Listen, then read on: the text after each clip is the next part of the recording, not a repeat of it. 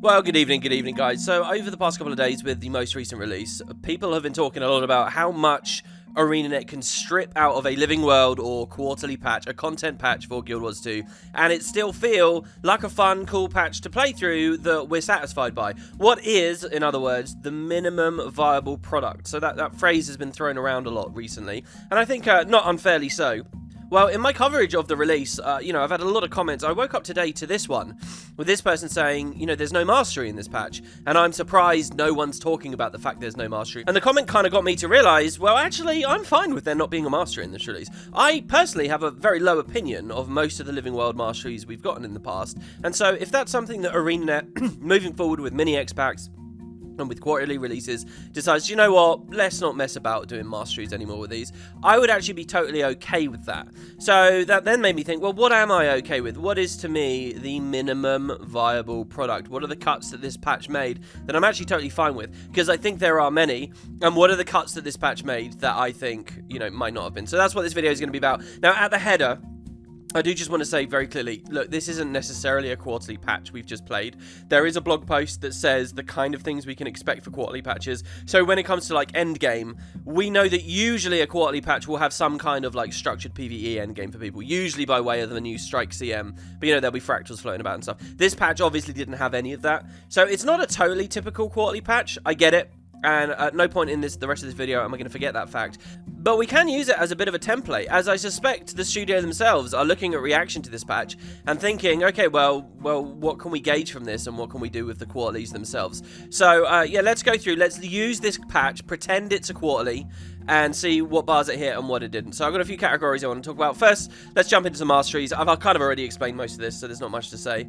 Yeah, I'm fine with no masteries. Looking back to the past, I think a lot of them have ended up as duds. Season 3 had tons of them. How often do we think about the singing of the sirens and stuff in Sirens Landing? Not much, and it was never applicable outside of the map. The Code and Torch stuff didn't even... it kind of got a little bit of a look back in the Icebrood Saga, didn't it? The Bloodstone Fen gliding kind of had a bit of a nostalgia return in the Suwon meta, and there have been little things they've been able to do, but are these massive value adds for the patch? Obviously, us out in the community, we can only speculate how difficult it is to make a mastery line, but to me, it looks like they've always struggled. What I actually think my favourite thing that they could do with masteries is to, instead of making new lines, simply expand on the associated expansions masteries. Like if Season 3 had given us mastery over more mushrooms, or changed the way we interact with the mushrooms with the Itzel stuff, if they had done more with Poison Fog, if they had these mechanics recurring more, I think I would have liked that a lot. And actually, if you look at the new patch with the Jadebot filter system, I wonder if maybe that's something that they were kind of doing. Was the filter system originally going to be an expansion to the Jadebot mastery line, and then they got cold feet at the end? I think that the filter system is a really rubbish part of this patch. It seems far too thin and weird, and it's just kind of annoying, to be honest. It's like this patch feels a lot like being in the brand in Vabi or whatever around POF, where you're just constantly getting struck by lightning, and it's just a bit tedious to go back and refresh. The extra stuff like, do you want toughness or do you want magic find? I don't know. I feel like either this is always going to be rubbish or it's going to make sense in the second half of the release. Either way, a part of the mastery system or no, it's another example of like just a random new mechanic they've put on a map, and they never really feel that amazing. Oh wow, I get a new special action or something. I'm sort of fine with that going away. One thing I do have to compliment about the new map, the reception to this thing's been very negative. One thing I can be quite happy about, I think, is they did do a lot for the turtles. There is a lot of turtle sieging and so on. They couldn't really put a lot of turtle content into the base expansion because it was unlocked at the end of the X-Pack and all this kind of stuff. But now the community's moved to a place where a lot of us do have turtles. I think the actual turtle implementation's a bit rubbish. I don't like how everyone just stands there spamming the attack against the walls instead of actually using the co-op siege as much as they could. But maybe that's just me misunderstanding how it's implemented. Anyway, the thrust of the idea that we have a mastery in an expansion, a quarterly comes out and gives us more application to it, that's great. And that is in effect in this map, with the turtle in particular. Fishing also got a little bit of a look. Some of you guys might not be aware of this yet, but when you beat the meta, you can fish in like the Celestial Pool, and it's got very, very high legendary fish catch rate. And I think that that's good too. I would have wanted a lot more, but they're on the right lines. I want to see more with the Jadebot. I want to see Jadebot cores and all those new areas of the gear customization in the hero panel actually have more to do. There was a tiny moment in the story where we use a Jade bot, and I suppose that's something. But yeah, I don't need new Masteries. I want them to look at previous ones and expand them. Not much more to say on the Mastery system. Next, let's talk about meta events. So, does each patch need to have a meta event? I think my answer to this, as much as I dislike meta event heavy maps, like in terms of lore and immersion and exploration and really having fun, like having an adventure, I feel like meta event maps aren't great for that adventure vibe. So as much as I dislike that stuff, I do think if we talk about a minimum viable patch, having a meta in a map is pretty much a necessity. It's just very good for getting people together, making the maps feel active, and yeah, a bit of extra attention. I do think, though, however, that the metas don't have to be that elaborate. I don't mind stripped down metas. Like, this patch has a very stripped down meta, and as far as the meta itself is concerned, you know, just a few escorts, capture a few locations, whatever, ends up at a boss across 3 platforms. I don't actually mind that. I think that's okay. I don't think they have to go as crazy as Drizzlewood did with both halves, for example, or Istan. I actually think Istan is like the ultimate living world meta. It had crazy rewards, crazy amounts of people did it, but also like huge amounts of interesting components to it. You know, you had like the boats that would sail over and you could siege them, but you could physically walk around on them and stuff. It was a map that didn't just have one meta, it had 2 alternating metas. You know, they went really crazy with that map, and they went really crazy with all the extra mechanics and stuff too, like with the astral and the celestial weapons and stuff. I don't think any of that's really needed. I don't particularly judge this map for having a very basic meta, as long as, like, the meta is rewarding. And then, you know, sad as it might be, simple-minded as we might all be, I think that's enough. People will enjoy it as long as they're getting spammed with rares and stuff, which, again, is actually another victory for this patch. They did that. I know it's a bit cynical, release a new meta or a new map, massively boost the rewards there on release, and then nerf them down later. I know that's a cynical idea. But it's not new for Guild Wars. It's something we've seen them do countless times before. Think about, like, the Lake Doric Leather, the original Silver Waste launch, original Istan. Loads of metas have come out and then later been nerfed down. And at least in terms of making a patch on release successful, I think that that's fine. The real issue I have with this meta, and when we talk about stripped down metas or complicated metas, I think that the lowest bar, the one thing that does have to be there, is a bit of spectacle. So this meta, in my opinion, doesn't really have any spectacle. Yeah, it takes you to a really cool room that's, you know, got an interesting vibe, but I'm not sure that that quite counts. When I look at, say, Drizzlewood was really cool because of the spectacle, because of the stuff with the helicopter and the tank driving around, and then in the second half, the return of the tank later. When you look at the way they reutilized the Claw of Jormag, an old asset, an old model, but now it had all these different phases. That was a lot of spectacle, and I think that worked very well. All my favorite metas, and even if I think back to when the game first came out, like whatever that first big world boss you guys found might have been, for me it was the Shadow Behemoth. There's something great about that because it was big and epic, you know. The content wasn't ever even really that great, just stand there and smack the boss, and I'm not advocating that we go that weak. To be fair to the gameplay of this new meta, it's actually not that bad. There's a lot of pressure, it feels really worthwhile playing healing builds and stuff there, so I think that's okay. But spectacle is what's missing. I want, like, at least a big enemy or something. And in terms of, like, reusing old assets, I think that they're kind of missing a trick on this release in particular as well. The Shadow Behemoth's kind of a funny example. The Shadow Behemoth's cool, has never appeared anywhere else in Guild Wars 2. You know, when you look at, like, the Hall of Chains, the Underworld wing, they could have had, like, a Shadow Behemoth in there, but they didn't. You know, they picked some Zaitan creatures to reuse. But when you look at Drizzlewood, they reused the Claw of Jormag. In this map, there's, like, Abyssals, Natke, and all kinds of, like, weird, underworldy-looking creatures. Could we not have had Shadow Behemoths around, like, in the walls or something? I don't know. Just spectacle is the thing. Those bosses at the end, the Oni or whatever, at least needed bigger models, you know, to be scaled up a bit more. The meta just needs to visually make me say, wow. And I'm fine with it if it's stripped down in many, many other ways, to be honest. So speaking about the meta, though, it segues me very nicely into the other big topic that I have here. And this is where I think this patch, and actually a huge number of Living World patches, and, you know, now we're into quarterlies, have let me down. So let's talk about exploration. One of my biggest problems with this map is that it's only a meta event. The meta, to me, cannot be a substitute for going on an adventure, having nice, normal exploration. I know that a lot of people aren't a fan of hearts because, you know, usually when you see a heart, you're going to do that heart because you want the reward, because you want to move on or whatever. But the reward incentive aside, I think hearts are really good to relaxedly give us an area of the world, a few different objectives and ways to interact with that area of the world, and get a little bit immersed into that place. You know, I think that the hearts, particularly in POF, are often some of my favorite content in the game for that first time wide-eyed exploration experience. You know, later when you're just trying to grind legendaries and stuff, don't get me wrong, they get annoying. But as far as like actually giving us new areas of the world that we can now go and have fun and really dig into, I think hearts are good, and I think this is one of the reasons why I wasn't a big fan of Drizzlewood either, because it was all very, very meta-focused, and anytime a map is too meta-focused, I get really down about it. It doesn't feel fun. I feel constantly pressured and rushed. On this map, I actually feel rushed in two ways. One, because you've got to keep up with the meta events and the escorts that are going on. You barely even feel like you have time to do the side events. But also, you know, you have the filter mechanic there as well, which also makes it feel a little bit rushed. The closest, I think, a linear, like, event, action-packed exploration experience has ever come for me to being good is the Forging Steel mission in the Iceberg Saga. I thought that one worked very well and was a pretty satisfying way to go and see more new areas of the Shiver Peaks. But generally speaking, I'm very cynical about the ideas of meta maps. I don't like this format, and I know that, I guess what's really happening with the studio is they're seeing metas are very, very, very good for getting people to continue to play. So they're really leaning into it, but I think it's coming at a major cost.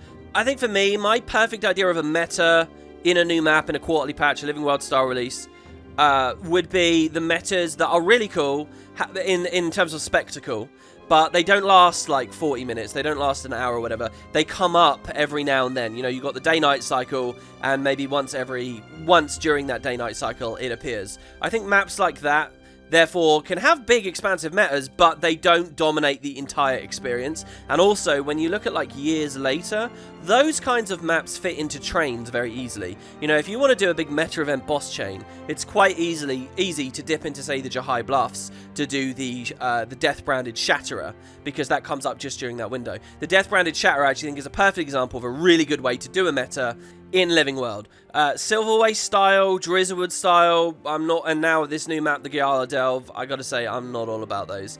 I guess we're kind of slipping into just my personal preference here rather than talking about a minimum viable product, so I'll leave it there. I guess one other thing that they could do too is something the Icebrood Saga started playing with, which is this idea that if you want the big, large-scale group content tackling a big objective, you can just sequester it away into a mini instance. Well, not a mini instance, just its own instance, like they did with the Twisted Marionette, like they did with the Attack on Lion's Archer in the Season 1 remake, and like they did most, I think, keenly people will think about with Dragon's Storm. I think if they did the Giala Delve and it was a normal map with no meta at all, but there was a moment every now and then where we could head through a portal and we would be in a copy of the Giala Delve but doing the meta or something, that way maybe they can have their cake and eat it too, but that does then necessitate them making a normal map with, you know, the kind of general exploration that I enjoy. So I don't know, there's also kind of a deeper philosophy to discuss with that idea of sectioning away the metas.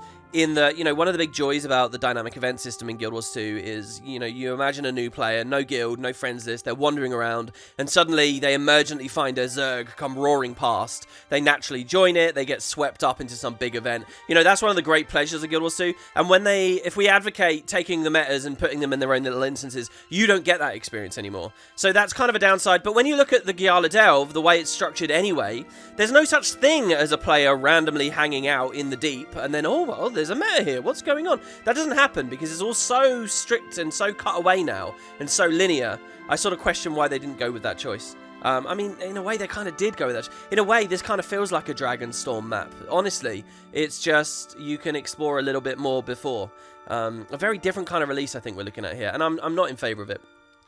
Moving away from the meta now and just talking about general exploration, what do I want from exploration? What's like a minimum viable product in terms of, okay, Guild Wars is going to add a new area of the world to explore. What do I want to see there?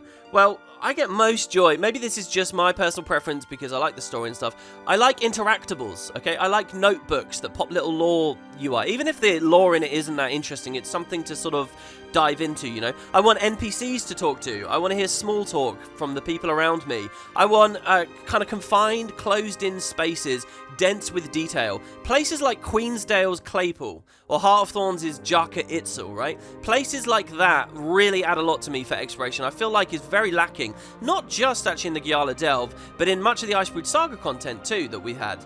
I also really like hidden places. You know, like when we look at Corteria, you've got the Golden Room in the Grove or the Strawberry Patch Room in Ascalon. Places that are there, you can find them, and not necessarily just a part of map comp, you know, because there's always a POI at every specific little place. Actually, I think End of Dragons has done very bad, in general, not just the Giala Delve, but in general, has done really bad with, like, they'll just dump a POI, and you can't even really tell why it's supposed to be a POI. It's just sort of a general area. I feel like a lot of those like little details in the maps are gone now, and I think that that's a step too far. I think that's something that really disappoints me about the Giala Delve. I think what the devs are thinking is, well, we don't have to do that stuff because it's a meta map anyway, and I think I found I'm not a fan of that approach.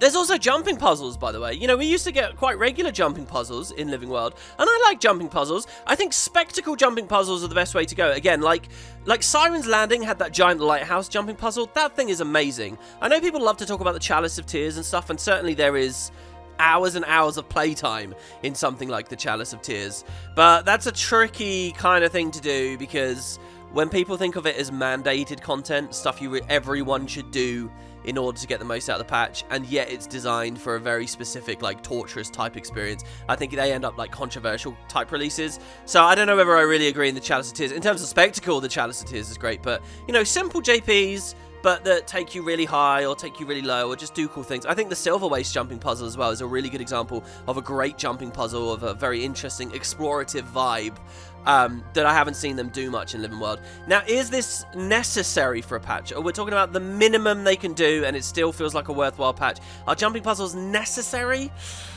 Ooh, I don't know. It's right on the edge. I don't know whether I can say they are, but they certainly add a lot. And then lastly, there's like event variety.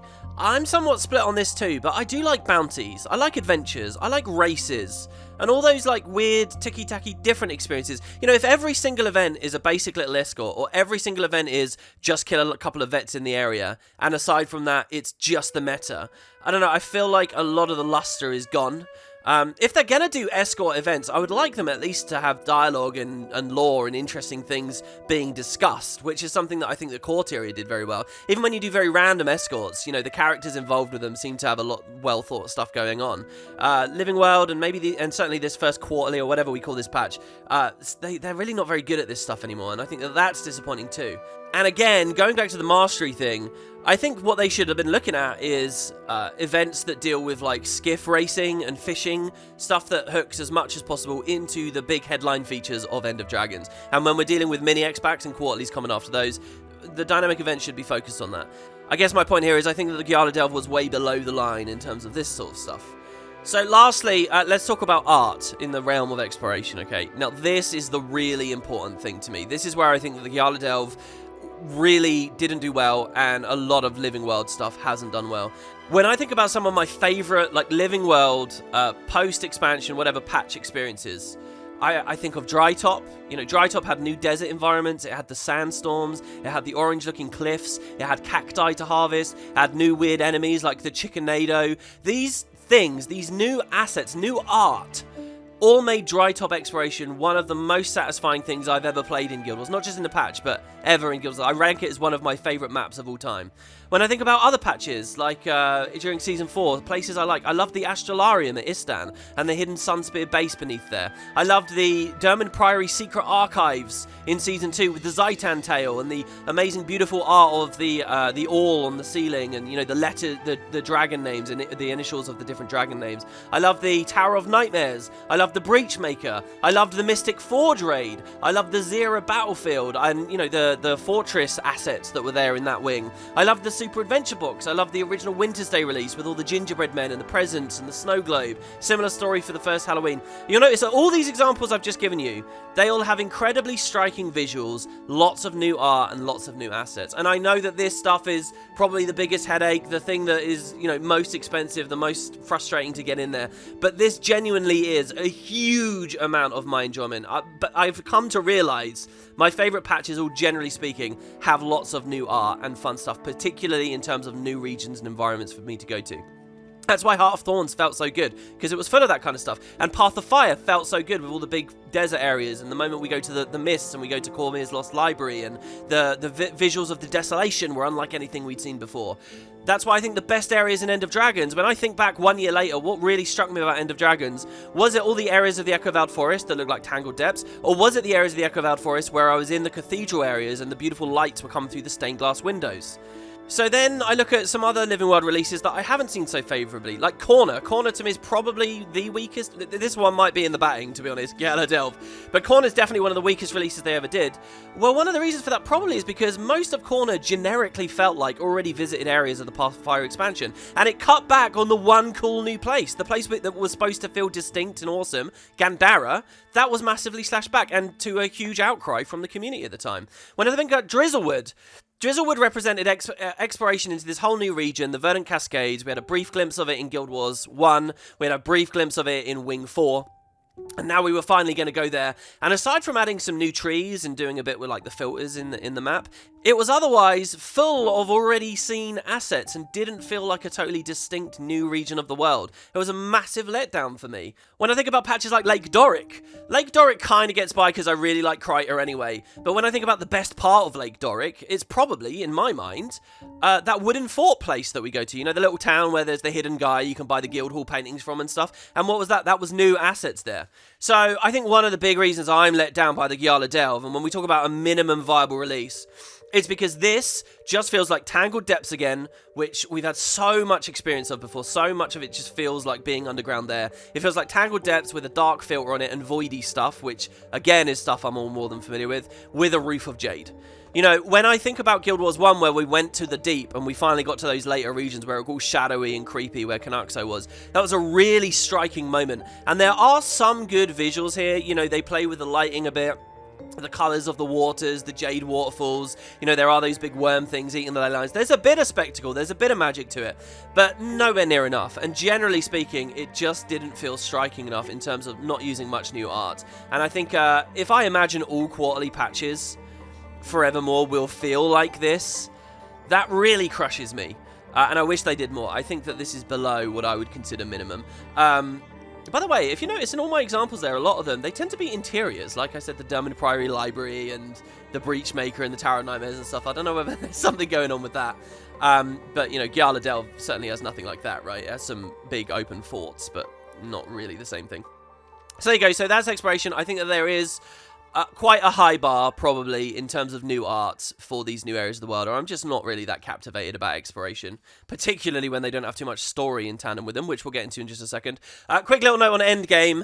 I mean, I already mentioned this at the head of the video, so there's not really a long rant to be had here. We know that this isn't a typical quarterly patch, because usually there'd be like a strike CM or something, but I do think that that is absolutely necessary. I think every single release should have something for like structured endgame, and by that I don't just mean like a meta event, okay? I think that, yeah, that's standard, but what I think there should be is something for PvP, world versus world, or like a structured PvE thing, like a raid, a strike, a fractal. And happily, in the blog post, they did confirm that. PvP and world versus world is a little bit iffier.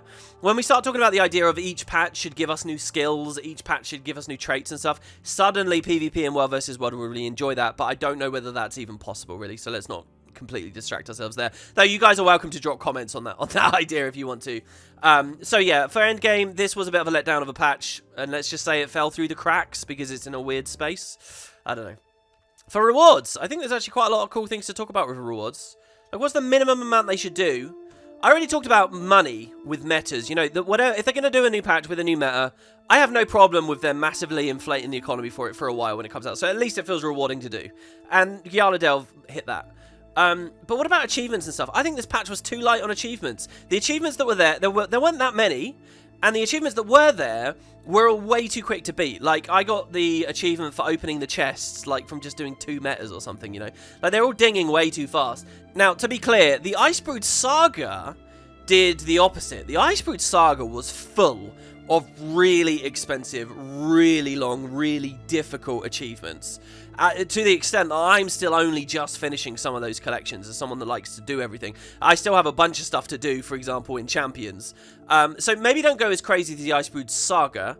I mean, I have no problem really with the Icebrood Saga. I mean, it just means more content, but I guess maybe they had some negative feedback on that or something.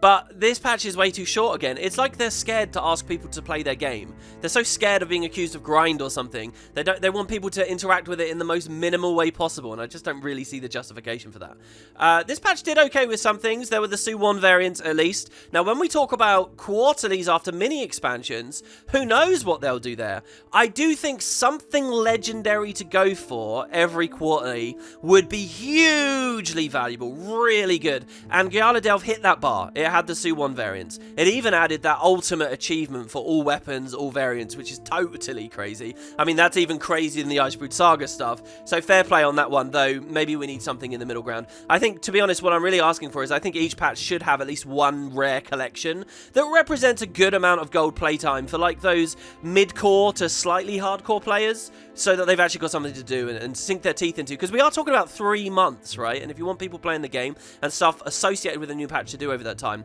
maybe there's some worth there, and they didn't quite land that here.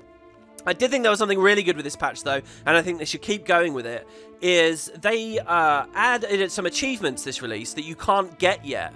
It's a week later, a lore journal will appear, and you can interact with it. The story will progress a bit, and you'll get, some more achievement progress. And then later, they're going to filter another bit of lore dialogue and story in there. And then a bit later, they filter more in, and they filter more in, they filter more in. This is not the first time they've done this. They actually used this technique back in Guild Wars 1 with the War in Crater stuff and the Hearts of the North stuff. In the Icebrood Saga, they did this with the Bangar conversations at the cage. I loved the Bangar conversations. I think that they kept people interested in the story, even in the gap between the releases, which was excellent, as we were waiting for champions. So they were good from like a speculation standpoint. But also, once they've all come out, you actually go in game and you just play them all through back to back. It's really good. It comes across very, very, very well, if a bit fiddly because you have to keep resetting the instance. So I actually love this initiative, and I'm very happy to see that the Gala Delve did it. There's a bit of a problem with the Gala Delve where it's so minimal with everything else. The fact that they've locked away some of the story information on a slow drip feels terrible. But that's only because there's so little else in the Gala Delve. The principle is cool. I'm really happy to see them do that, and I hope they continue. They also had another thing they did in this release that I think was really good with achievements, which is, you guys might remember from, because you might not be aware of this, because the achievement UI itself sucks, that's probably a separate topic, but in End of Dragons, there's those weird mini puzzles you can do. You pick up a rock and put it somewhere else and you get a chest, or you grab a crate and you match a pattern, or you smash open a crate with a branch. You know those? I think in the early release live streams, they were comparing it to a feature in Zelda Breath of the Wild. Those. Well, when End of Dragons came out, they added an achievement to just generically get a few of them, like get 50, and there you go, you're done. With this patch with the Gala Delve, they added new achievements to go back and find them all. And there's a cool, cute mini associated with it. So for people who actually find out about that achievement and see the mini and want it, maybe this mini should have appeared somewhere in the story so people know about it. I mean, again, this is all just the achievement system and how stuff's telegraphed. It's actually a really good principle. I really like the idea that quarterly comes out with a new map, new content, but also there's now new reason to go back to the most recent expansion and play through it more and think about it more. And I myself have gone back doing that now, and I've gone to different areas of End of Dragons I didn't know existed and found some of those puzzles that I didn't know existed. I think that's really cool, and I like the idea of quarterlies doing that. The next quarterly gives me another reason to play more normal End of Dragons. I think it's good stuff. As for Ascendeds and stuff, I've noticed that the map is dumping those. How many fresh new skins need to be added? I don't really know whether I'm the person to ask about that, because I don't really care too much about fashion in general. I don't know what the right number of new skins is per patch. All I know is that meaty rewards, and particularly the legendary thing, I really think each quarterly should have something for legendaries. I'm happy to see that Gala Delve did. Okay, so next, we've been talking a little bit about story. Let's run in on that now. Story is kind of the last big topic for this video. I've got a lot to say on this, and this is kind of one of my main motivations for doing this video, because one of the things that's happened with this patch is people like me have gone online and they've whined about the release, and they've said it's not a good release, and they've said there's not enough story, there's not enough story, there's not enough story. But what does that actually mean? And that's kind of what I want to dig into here. What is the minimum viable amount of story for a quarterly patch for a Living World release? And what I'm going to say here, actually, is not just that the Gala Delve was bad, but I'm going to say that the vast majority of story patches this game has ever had has been bad for this. In fact, even the expansions themselves. So let's do some basics. First of all, I'm actually okay with the structure they generally go with. And you will have noticed this pattern for years now, where they generally do about 3, major instances, right? So you'll do an instance where there's combat, and there's actual gameplay, and there's stuff to do with your skills and things. They'll do, 3 major instances, and then what they'll do is they'll put in between those 3 instances somewhere There'll be a story step which is essentially saying, hey, go to tour the new area. Go do events in the new area and it will progress. Go speak to people in the new area and it will progress. Go spam F on stuff in the new area and it will progress, which is what the Giala Delve thing did. It actually kind of had 2 of those, right? I'm okay with that structure. I think even just having 3 instances, you know, and I assume that the instances take a lot of work and time. They've got to design it. They've got to think about, you know, what kind of fights people want to have. They've got to balance it all right. You know, their effort, okay? I'm fine with there only being 3 instances per patch. That's not what I mean when I say more story, that there needs to be a bunch of these more convoluted, crazy instances that we have to play. What I will say of the 3 instances, if they're narrowing down into that, is all of them have to have compelling gameplay.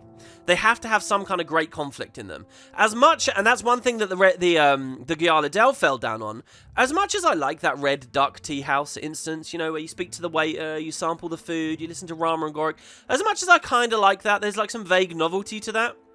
Everything that did, and in terms of what it was seeking to accomplish about the story, all of that could have been done in the open world. That did not need to be an instance. That could have just been talking to Rama and Gorik in the tea house, phased out in the open world. It's kind of, when I look at this map, I kind of think they probably think that the 3 instances is necessary as well. But they didn't really do 3 instances, did they? They did one where you sit around talking, and it was one of the stronger instances, but it could have been anywhere. I don't think that that's a worthy substitute, and I'm pretty disappointed about that with this patch. The second instance in this release, I think, was fine, and I'm really happy with that. There was some nice tentative, slow exploration. It was vaguely immersive.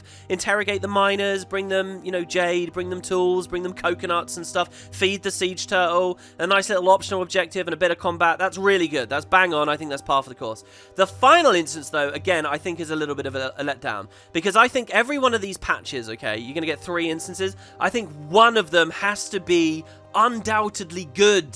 Okay, it has to be really awesome. It has to use some examples from the game's past, it has to be like fighting the Shadow of the Dragon at the Pale Tree in Season 2.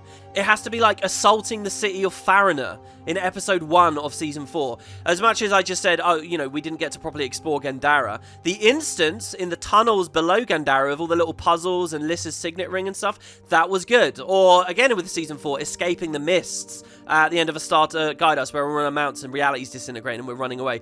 These instances have spectacle, they have story impact. You'll notice actually Season 4 was generally very good at all of those, especially the last 2 patches with all the Kraukatoric stuff. That has to be there each release. You know, if ArenaNet are insecure about people not enjoying their story or whatever, these are the things that make people who are even just fair weather players and only vaguely interested actually sit up and pay attention. And I do consider their inclusion to be the lowest bar. They have to be there. One instance has to be good. And this is where Giala Delve let us down, because the last instance, you know, it wasn't too dissimilar from the second instance, but, you know, what was the story doing? It was just kind of a random Oni, especially if you're not a Guild Wars 1 player.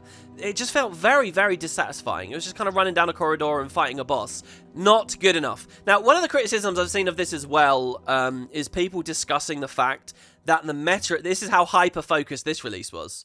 They double-dipped, right, with the story and the meta. The meta is in the same room, telling the same story, fighting the same enemies as the end of the official storyline. So depending on how you play through the patch, you're either going to be disappointed by the last story instance, which is essentially the same as the meta, or you're going to be disappointed in the meta, which is essentially the same as the story instance. I kind of get that criticism, but I'm sort of fine with it. I don't mind if they double dip in that way. I don't even mind if they triple dip. If they triple dip a meta, a story, and a strike, fine. I mean, that's what they did with Su 1. You know, because the Harvest Temple Strike is just the Su 1 meta, really. It's just a kind of another version of it. I mean, not technically, but close enough, and I personally don't really have any problems with that. It's just that the story needs to go out on a high note. This patch didn't go out on a high note. It went out on it felt more like it was just setting something up, a tiny little appetizer, just the beginning of what should be coming later. And I don't think that's an accident either. And so this kind of takes me to a topic I've been glossing around this whole video. And it's this idea that we can forgive this patch, you can forgive the meta, you can forgive the story, because it's going to be expanded later. You know, there's this idea they've got with the Giala Delve, which is that we get the first half now, and the second half will fully finish off the meta. And the meta might genuinely end with a really cool Canucksai fight and stuff, and the story might end with a really cool Canucksai fight. But I think that that's a really dodgy thing to do. I don't think it's fair to say, okay, every 3 months we're only going to get half a patch, but it's fine because they'll give us the other half in another 3 months. I don't think that's a good enough argument. That's just kind of a sneaky way of arguing around us getting less. What we're advocating for there is not quarterly releases, it's biannual releases that they've managed to sell to you as quarterlies through a technicality. You know, when people log in and they want to have an experience in the game, they want to have the full thing, not half the thing. And in truth, it might be this drop in one half, expand later philosophy that is the cause for all of Giala Delve's shortcomings.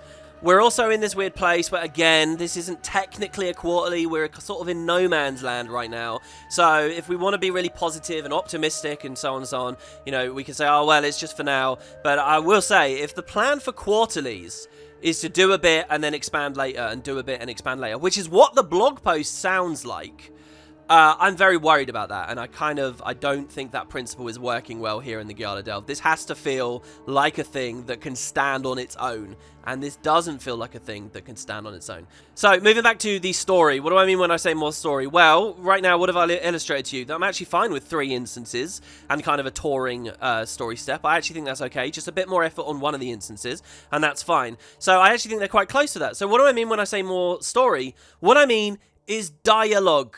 These patches, not just the Giala Delve, but most patches that have ever existed for Guild Wars 2 are missing far too much dialogue. More quantity, more opportunities to interact with the characters and the places that we visit. This is the big issue that I've been talking about in recent videos. To be invested in Tyria as a setting, to be invested in any of the locales that we may be visiting in the future, mini-X packs, or right here in Cantha of today, or the characters that we have currently at our sides, and their futures, their struggles, their romances, their whatever, to be invested, I need so much, it's not even close, I need so much more time to engage with them. This patch talked a little bit about the Jade Brotherhood, about their leader, and this mysterious new variety of void beneath the Jade Sea. That's what it talked about. It did not talk enough about the power crisis, about Aurene, how she currently is feeling and what she's doing and why she is or isn't relating to this story right now.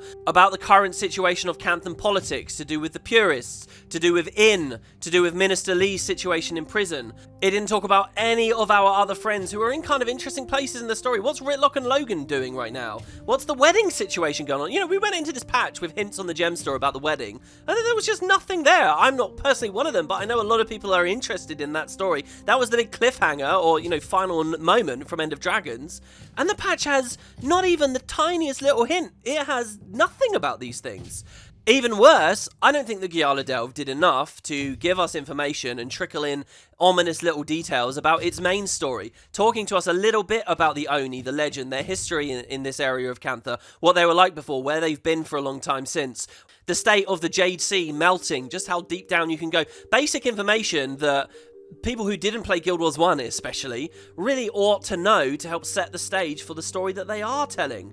How that dialogue is delivered can take many, many different forms. Now, some people, and I will acknowledge them, are in favour of, or seem to think that the minimum viable product is reams and reams and reams of ultimately unskippable voice acting. And they think that that is the minimum bar. They seem to be in this unbudging position where ArenaNet aren't allowed to add more story and expand it unless it's all VO'd, which I think is a ridiculous take that is holding the game back. For a lot of this other expanded story stuff I'm talking about, I see no reason why it can't be simple text. I'm not saying strip down less voice acting than what we currently have, but when we talk about expanding what they currently deliver us, I personally don't mind if it's not voice acted. If it's a pain in the ass for the studio to implement, if ultimately it's horrendous to experience voice acting on all characters when you'd rather just skip it anyway because you already know the story, I think that fine, you can just do it as the sort of dialogue we often get in Guild Wars 2, when you press F on an NPC and some text appears there and you can click through. Or when, say, we press F on something and we get like a lore book and we can click through that. And that's something they've been doing since Season 4, which has been very good, and I'd like to see them continue to go with. Huge swathes of the dialogue that we already get are not voice acted, and nobody, scratches their head or comments about that. So I really hate how the voice acting discussion kind of completely usurps the basic fact that what we really just need is more story. And sorry if it can't all be perfectly 100% voice acted. That doesn't mean we should torpedo the whole concept of expanding the amount of story that they give us, you know? You can even through text roleplay a little bit and choose what kind of decision you make. Do you want to do a ferocious response? Do you want to do a charming response? Do you want to do a dignified response?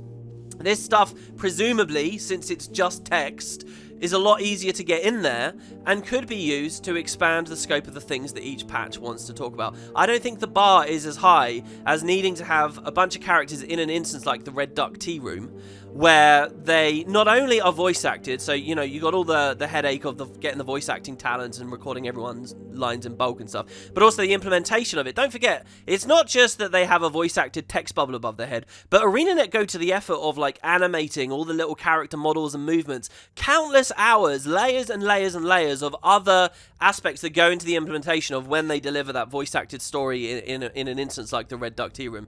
All of that isn't necessary. So when I say, oh, I'd like to see a bit more about Marjorie and Casmire's wedding in this, it didn't have to be anything more complicated than us heading to Divinity's Reach for a moment, speaking to Casmire outside the Dead End Bar, heading into the Dead End Bar and speaking to Marjorie for a moment, and, you know, catching up with them a little bit, and then moving on with our lives.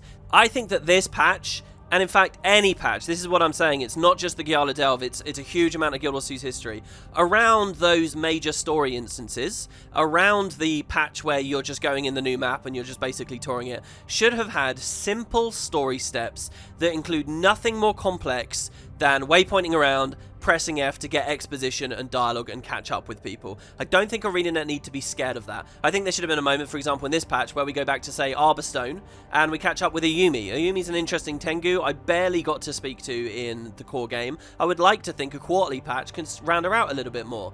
There doesn't need to be combat, there don't need to be special actions, there doesn't need to be a mini-game. Just let me go and ask, how are the refugees in Arborstone nowadays? You know, it's been a year, how are they doing? Have any of the Tengu that were here gone and visited the Dominion of Winds yet? Have they reported in what happened? What kind of travellers from the Northern Realms have come down here to Cantha? Are there any stories relating to that? Are the Kestrels okay? What's the situation with the truce between the Speakers and the Brotherhood? Anything to note about the illegal dumping June was doing in the Echovald? Is that continuing? What's happened since the end of the meta and, you know, the Void Machine fell apart there? Anything we should know? What about you personally, Ayumi? Something happening? These are all interesting questions and things that could round out End of Dragons and the End of Dragons story, and that's just Ayumi, off the top of my head. What's going on elsewhere in Tyria with no Elder Dragons around? We are a year from the event of the end of the cycle. People want to talk about the Asura returning to the depths. They want to talk about the Norn finding their place in the new world, maybe going north again. The struggles amongst the Char for power currently. These plot lines don't have to go anywhere major right now,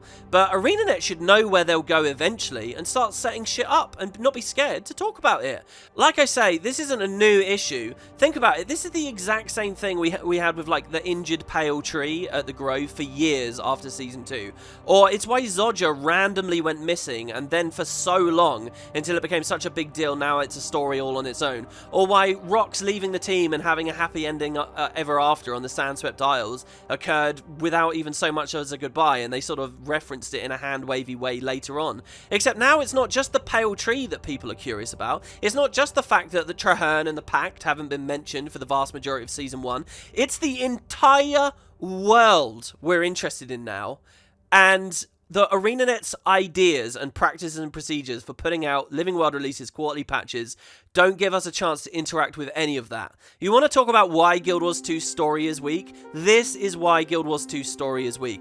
And a little bit of insecurity that, oh, we can't put combat next to it, we can't, you know, contrive random action and mini games and special actions and stuff for every random conversation is nonsense. They should do it anyway. There should have been story in the Gyala Delve about Inn. There should have been story involving June, involving Arborstone, possibly discussing the Undead City at a minimum. And I think it is just that the studio's insecure to put naked conversations there. It's like they think that story alone isn't enough. People will call it boring. Like they don't have confidence in their own work. Well, my point to that is, one, ignoring the job altogether is making this game's story worse 2, don't forget you have a captive audience who are begging for this stuff. Look at how well received the Extra Life quest chain was from this Halloween. Yeah, there was some gameplay and stuff in it, but really what was so fantastic about it was talking to characters about interesting lore subjects. 3, look at the way other MMOs implement their story successfully. It's often exactly like this, reusing established areas for little more than just the journey to there, interacting with a character in a minor way, and then moving on. And if you're so insecure, okay, number 4, finally, if they're so insecure, I think that this stuff should exist, but just as optional objectives. You know, if they're really concerned about, like, the hardcore PvPers or strike mission players who have no interest in the story anyway and are just doing the story journal as an obligation, whose opinions I think can basically be dismissed anyway because they're clearly not the demographic. But if they're so concerned about those people thinking, oh, I don't want to have to waypoint around to Divinity's Reach, blah, blah, blah. If they're so concerned about that, they can at least put it as optional objectives. So there is a main through line that, yes, you can just rock it through if you like, but it's very clear, and work on telegraphing this, it's very clear, here's some bonus material, here are some other conversations, and have those conversations in there. Make the visit to, I don't know, Maitrin's grave, now that she's been buried, because it's been a year since June recovered her body at the reactor, and it would probably be quite nice to have a scene with some kind of funeral there, right? Have that as an optional thing in the patch instead of a dedicated thing in the patch. And you can see ArenaNet have always struggled with this. Look at the start of season 3, where they had a similar thing. There was this need for a big funeral, a big send-off for a character. At that point, it was Air, and in that moment, they chose to make it an instance that was overly elaborate, had huge amounts of stuff to do at the funeral, and that was okay to indulge in. Maitrin probably isn't as big of a character as Air, so just give us something a little bit more humble, where we just go and we press F and we talk a little bit. You know, I was hoping at the end of Dragons, we were entering a new era, because if you look at the side quests at the end of Dragons, where, say, we travel around the world with Marjorie, she puts the greatsword down at the very end, that was all really good, well-detailed stuff, and it was all extra to the story. I would have thought that quarterly patches, or the future of Living World, as we were calling it back then, Season 6, was going to continue that kind of stuff, and Guyala Delve has dropped it entirely. We made 1 step forward, and now we've made 2 steps back. We're back to the worst situation we're in, back to, say, the Living World Season 1, 2, 3 era. So, to be clear, when I ask for more story, I don't mean voice acting and instances and minigames and stuff. I mean literally dialogue, interaction, things to read, and I think also I mean variety. When I say more story, I want more variety of story. There needs to be a chance to go to all these many different plot threads and points of intrigue. It shouldn't be as hyper-focused as the Guyala Delve was. We should be able to dot around. So there you go. That's what I think. That's what a minimum patch is. And I really do mean minimum, particularly with the story here, because I do think this has been a problem for years and years. And, yeah, I'm very curious to see what you guys think. There's probably some other big arenas of thought I haven't even touched on here. What do we do? Endgame, rewards, stuff? Anyway, the video's getting quite long, so if you guys have other thoughts, what did this patch skimp on that it shouldn't have? What did it skimp on that it did? Where else can they cut corners? I don't know. I'd be very interested to see what you guys think. And, yeah, I wanted to do something that was hopefully a bit more pragmatic and more, like, direct feedback. Than just saying it was thin. You know, I did that original video, I just said this feels so thin. Well, here hopefully are some examples as to why. There you go, guys. Thanks very much for watching. Who knows whether they'll implement any of this stuff, but it'd be nice to see how we go. Take care, and I'll see you in the next one very soon.